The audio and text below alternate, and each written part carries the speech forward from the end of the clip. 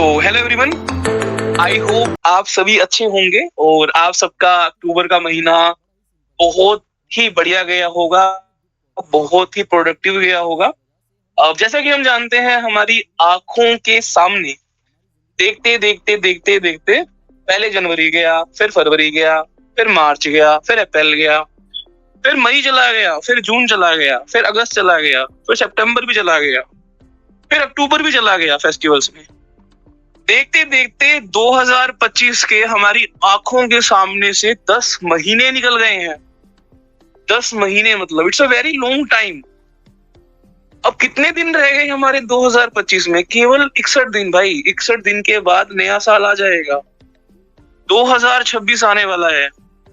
अब तुम बोलोगे सर, कैलेंडर में तो हर महीने जो है पन्ने चेंज हो रहे हैं, है ना, हर दिन बीतता जा रहा है, लेकिन फिर भी हम वहीं के वहीं खड़े हैं, वहीं के वहीं स्टैंड कर रहे हैं। बहुत कोशिश करते हैं अपने अंदर बदलाव करने की, बट कर नहीं पाते। बहुत सोचते हैं कि यार कल से बस पढ़ाई कर लूं मैं, बट नहीं हो पा रहा। अपनी अर्जिस के ऊपर कंट्रोल करते हैं, फैपिंग कंट्रोल नहीं हो रही, स्टिल हम नहीं कर पा रहे।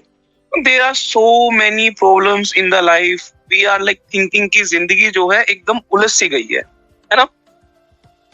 सारे लोग इन चीजों को फील कर पाते होंगे और ऐसे बहुत से हमारे मेंबर्स होंगे, बहुत से हमारे कैंडिडेट्स होंगे जिन्होंने ये चीज अपनी जिंदगी में ऑब्जर्व करी होगी कि लास्ट ईयर 31 दिसंबर 2024 को उन्होंने अपने लिए न्यू ईयर रेजोल्यूशन बनाया होगा, बट वो जो न्यू ईयर रेजोल्यूशन है उस चीज को वो ज्यादा समय तक फॉलो नहीं कर पाए।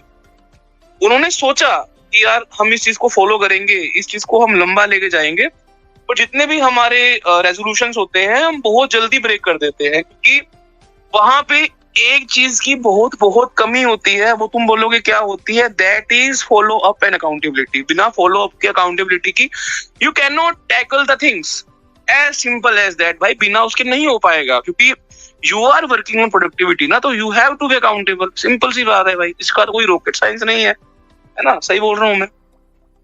अब बात आती है, हम बहुत ही लॉन्ग टर्म प्लान बनाते हैं, हमारी तो योजना ही जो है वो 1 साल की बनती है, 6 महीने नहीं भाई। It's completely wrong approach if you are following that. 6 महीने का प्लान, 1 साल का प्लान कंप्लीट बुलशिट है, कोई फायदा नहीं है। व्हाई? जस्ट थिंक सिंपली कि मुझे डेली, वीकली, मंथली क्या करना है, बात खत्म यार। इतना दूर का क्यों सोच रहे हो तुम? एक बार में एक चीज के ऊपर फोकस करो ना। एक सादे सब सदे, सब सादे सब जाए, कॉम्प्लिकेट करना ही नहीं है। हम कीस्टोन हैबिट के ऊपर काम करेंगे। अब तुम बोलोगे भाई कीस्टोन हैबिट क्या होती है, तो तुम्हें कीस्टोन हैबिट दिखाता हूं मैं क्या होती है। We will work on only keystone habit. ज्यादा दिमाग पे लोड लेना ही नहीं है ना, हमको अपनी कीस्टोन हैबिट के ऊपर काम करना है। तुमको मैं कीस्टोन हैबिट दिखाता हूँ क्या चीज होती है। देखो भाई, ये होती है कीस्टोन हैबिट।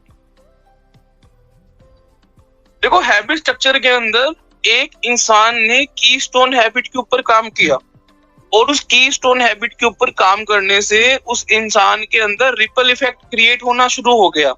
अब तुम बोलो कि कीस्टोन हैबिट क्या चिड़िया है, क्या है कीस्टोन हैबिट, कुछ समझ में नहीं आ रहा। देखो, इस डायग्राम में दिखाया जा रहा है कि एक इंसान ने वर्कआउट करना स्टार्ट किया। तो वर्कआउट करना जब उसने स्टार्ट किया, तो जब इंसान वर्कआउट करेगा तो उसके बाद जो हमारी बेसिक 3 पिलर क्या होते हैं? वर्कआउट होती है, डाइट होती है, स्लीप होता है। अब जो इंसान वर्कआउट कर रहा है, जो इंसान जिम में जाके अपनी बॉडी को ट्रेन कर रहा है, तो डेफिनेट सी बात है कि वो अच्छा न्यूट्रिशन खाना शुरू कर देगा। जंक फूड तो नहीं खाएगा वो। If you are serious about your body, if you are going gym every single day, definitely तुम जंक फूड नहीं खाने वाले भाई, बिकॉज तुम अपनी बॉडी से प्यार करना शुरू कर दोगे। तुम्हें पता लगेगा कि भाई कितनी कैलोरीज होती है, क्या चीजें होती है ना। और उसके बाद वर्कआउट करोगे तो तुम्हें टाइम पे सोना ही पड़ेगा, बिकॉज तुम्हें अगले दिन सुबह जिम भी जाना है, तो तुम टाइम पे सोओगे। तुम्हारी एक हैबिट से, that is your keystone habit, जो वर्कआउट था, उससे तुम्हारा फर्स्ट ट्रिपल क्या आया कि तुमने अपनी डाइट को बेटर किया, तुमने अपनी स्लीप को बेटर किया। आफ्टर दैट सेकंड ट्रिपल क्या है? जो सेकंड वेव है वो है, तुम जिम में जा रहे हो तो स्ट्रेच करना शुरू कर दोगे, डेली वॉक करना शुरू कर दोगे, जिससे कि तुम्हारा कॉन्फिडेंस बेटर हो जाएगा। Now you will feel more confident because you are feeling healthy inside out. तुम अंदर से भी और तुम बाहर से भी बहुत ज्यादा हेल्दी फील कर रहे हो, क्योंकि तुमने जो रिपल इफेक्ट क्रिएट हुआ, अब वो तुम्हारी बॉडी के अंदर शो हो रहा है भाई, तुम मिरर में देख रहे हो कि यार मेरा जो शरीर है वो एकदम बढ़िया होता जा रहा है ना, you will feel energetic, simple सी जो चीज है। अब उसके बाद अगले पॉइंट के ऊपर हम बात करते हैं, that is third ripple. Third ripple ये है कि अब तुमने अपनी बॉडी के ऊपर काम करना शुरू कर दिया है ना, now you are more concern about your body, then after that what you will do, उसके बाद तुम क्या करने वाले हो। जो थर्ड रिपल होगा that is meditation, daily journaling. जो तुम्हारी सोशल लाइफ है वो बेटर होना स्टार्ट हो जाएगी, तुम्हारी मेंटल हेल्थ अच्छी हो जाएगी, तुम पहले से बहुत ज्यादा खुश रहोगे, और जहां भी तुम जॉब कर रहे हो तुम्हें हायर जॉब सेटिस्फेक्शन मिलेगी। जहां भी तुम जॉब कर रहे हो, जो भी तुम काम कर रहे हो, you will feel so much motivated by your work. अब बात आती है कि हम अपनी जिंदगी में वो की स्टोन हैबिट, वो एक रिपल इफेक्ट कैसे क्रिएट कर सकते हैं। तो सिंपली एज यू नो कि विंटर आर्क आ चुका है। अब तुम बोलोगे कि सर विंटर आर्क क्या होता है। विंटर आर्क जो है ये किस चिड़िया का नाम है, हम तो पहली बार सुन रहे हैं। मे भी कुछ लोग होंगे जिन्होंने सुना हुआ है इस चीज को, बट हमारे जो काफी सारे मेंबर्स हैं दे आर न्यू, है ना। तो हम अज्यूम कर रहे हैं उनको नहीं पता विंटर आर्क के बारे में कि विंटर आर्क क्या है। देखिए जी, जो विंटर आर्क है ये बेसिकली एक स्लैंग है ना, जो बाहर के फॉरेन के जो लोग होते हैं ना, जो विदेशों में रहते हैं, तो वो बोलते हैं कि विंटर आर्क यानी कि सर्दियों का जो समय आता है ना, तो उसमें आपको क्या करना चाहिए, आपको अपनी फिटनेस को बेटर करना चाहिए, आपके न्यूट्रिशन को बेटर करना चाहिए, अपने रूटीन को अच्छा करना चाहिए, क्योंकि अब सर्दियां आ चुकी हैं। तो देखिए अब बाहर शाम को 6 बज चुके हैं, अंधेरा हो गया है ना, दिन छोटे हो गए हैं, रातें लंबी हो गई हैं। और सर्दी के अंदर ना मतलब में देखा जाता है कि इंसान ना काफी ज्यादा बाहर नहीं निकलता, वो मतलब अपने आप में रहता है, थोड़ा आइसोलेट हो जाता है। कुछ लोग बोलते हैं जो सर्दियां होती हैं वो काफी डिप्रेशन लेके आती है ना। गर्मियों में, स्प्रिंग में इंसान बाहर निकलता है और लोगों से एसोसिएट करता है, but in winter people prefer to stay in home because बाहर बहुत सर्दी है, बाहर बहुत ठंड है। तो कैसे इस टाइम पीरियड का हम इस्तेमाल अपने फायदे के लिए कर सकते हैं, है ना जी। तो विंटर आर्क का इस्तेमाल हम अपनी गोल सेटिंग के लिए कर सकते हैं, क्योंकि आपको पता है कि बेसिकली देखो विंटर आर्क जो है ना, जो बाहर के फॉरेनर्स होते हैं वो अक्टूबर से लेके दिसंबर तक मनाते हैं।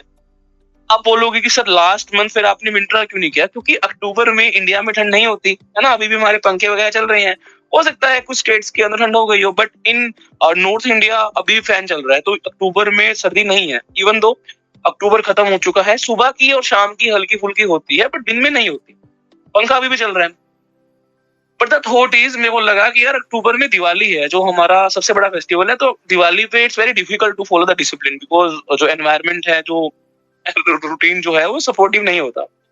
बट नवंबर और दिसंबर जो साल के दो वो आखिरी महीने हैं, जो 61 दिन है साल के आखिरी, उसमें हम अपने ऊपर काम कर सकते हैं भाई। क्योंकि 60 दिन का जो समय होता है ना, ऐसा बोला जाता है कि 21 डेज में हैबिट बन जाती है। देखो मैं उस चीज में बिलीव नहीं करता। मेरा मानना है कि किसी रूटीन को, किसी चीजों को अगर हम 66 दिनों तक प्रैक्टिस करते हैं, देन देयर आर चांसेस कि वो जो चीज है, वो जो पूरा का पूरा सिनारियो है हमारे ब्रेन के एल्गोरिदम में सेट हो सकता है, अगर if we are doing this regularly, अगर हम वो चीजों को रेगुलरली कर रहे हैं तो। But you have to be regular. देखो उस चीज को लेकर तुम्हें रेगुलर रहना पड़ेगा, और वो चीज बहुत डिफिकल्ट है विंटर आर्क के दौरान।